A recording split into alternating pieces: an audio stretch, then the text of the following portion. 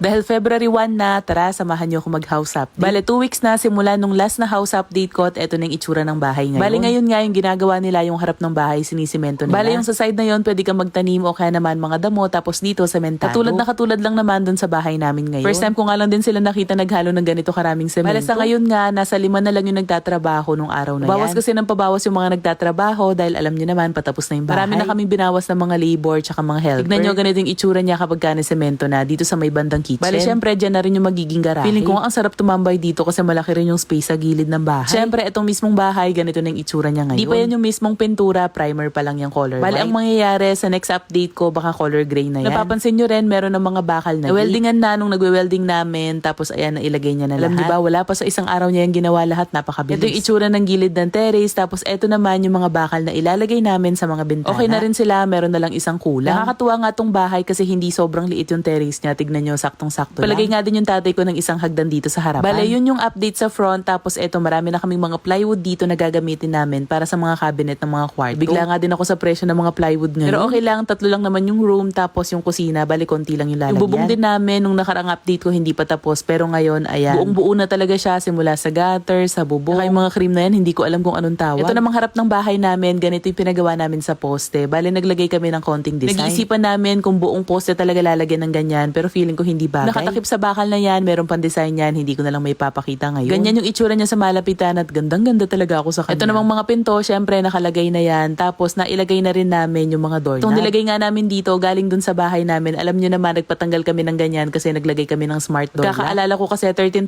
yung bili ko dyan at sayang na sayang naman, mukhang bago yun pa. Yun nga lang maalikabok, kailangan lang linisin. Ito naman yung itsura sa loob, yung wall sa dulo na lang yung hindi napipinturahan. Grabe, nakakatuwa, tignan nyo, mukha na talagang bahay. Pagka talaga nalagyan na ng tiles, ng kisame, na pinturahan na, naku, gumaganda na lalo. Tapos na yung pintura sa loob ng bahay, eto na lang part na to yung syempre, dito naman sa kusina, ayan, meron na ring tiles. At dito, yung napili namin is color beige. Wala lang feeling kasi namin puro green na siya. Bale, dun ilalagay yung washing machine, tapos eto naman yung itsura ng lababo. Sakto din naman yung laki para sa kanila kasi 4 lang naman sila. Napakapulido ng pagkakagawa, tignan nyo naman, ang ganda. Bale, yung iba bang yan, naayos na rin, nagawa na ng body, ilalagay na lang yung mga takip ng mga cabinet. Kapag nagkaroon ng cabinet yan, naku, sigurado lalo yung gaganda. Hindi kasi pwedeng wala yan, dyan ilalagay mga panluto. Syempre, update naman dito sa CR, ito naman yung itsura niya. Tapos na rin yung tiles niya sa ibaba, tapos sa gilid. Nailagay na rin namin yung deflush na toilet, yung shower, yung bidet. Bintana na rin, at tignan nyo, meron pa ditong nilagay na design na ni-request talaga ng mama ko. Sabi niya, ayaw niyang magpabutas ng shelf. At ganito daw yung gusto niya. Mukontra pa yung tatay ko dyan, sabi niya, matandang uso na. Hindi niya alam, halos lahat ng mga modern na bahay ngayon, merong ganyan. So, ayun lang naman yung update dun sa kusina, tsaka sa banyo namin. Tapos, eto naman yung mga kwarto. Yung mga rooms, as in, barnis na lang sa mga pinto yung kulang, pero kumpletong-kumpleto na lahat sa loob. Tapos na yung tiles, tapos na yung pintura, yung kisame, may ilaw na. Ay, naalala ko, kulang pa pala ng mga cabinet itong mga kwarto at ngayon ginagawa na yun ng tito ko. Ito naman sa master's bedroom, ito na yung itsura niya. Katulad lang din naman ng 2 kwarto. Meron na rin ditong mga gamit na paunti-unti dahil nag-uumpisa na kaming maglipat para hindi mabigla. Ito namang ceiling namin, ganito yung itsura niya. Bale, ipapapaint pa namin yung loob niyan or sa gilid ng color gray. Hindi ko sure kung alin. Unang plano namin dito is straight lang, pero sabi ng tito ko pangit daw tingnan kapag walang design, lalo na akong sa sala. Kaya ayan yung ginawa niya. Ilaw din, nilagyan niya ng konting arte, nilagyan niya ng 4 na pin light. Grabe, sobrang excited ko nang pakita to sa inyo kapag napinturahan na. Nga pala update sa mga bintana namin, ayan, may mga iilan pa rin talaga ditong hindi pa nagawa. Bali, ang nangyari, bukas siya ng bukas, hindi niya nagagawa dahil nagastos niya daw lahat ng pera. Tapos maliban pa yung mga bagay na hindi na namin kontrolado na nangyari sa kanya. Wala na talaga kaming choice, so kahit nabayad na to ng buo, pinagawa namin at pinatuloy sa iba. Dami pang kulang dito sa mga gawa niya, wala pa rin pinto tong CR namin, so gumastos ulit kami ng 21K. Sabi ko nga, bahala na, ibabalik yun sa akin ni Lord ng times 3. Ito naman yung itsura ng tiles namin, kahit marumi pa yan, maganda ng tignan. Sobrang excited na nga ng nanay ko magwalis-walis dito tsaka mag-mop kasi ganito yung itsura niya kapag malinis, talagang kumikintab yan. So ayun lang naman yung house update natin dito sa pinapagawang bahay at ganito yung itsura niya sa labas. Hindi ko rin sure kung ilang days na lang siya gagawin pero feeling namin mga 1 week or more na ngayon, sa araw na to, 4 na lang yung nagtatrabaho. Ilang araw na lang din yung iba at finally matatapos na, tapos na sa gastusin.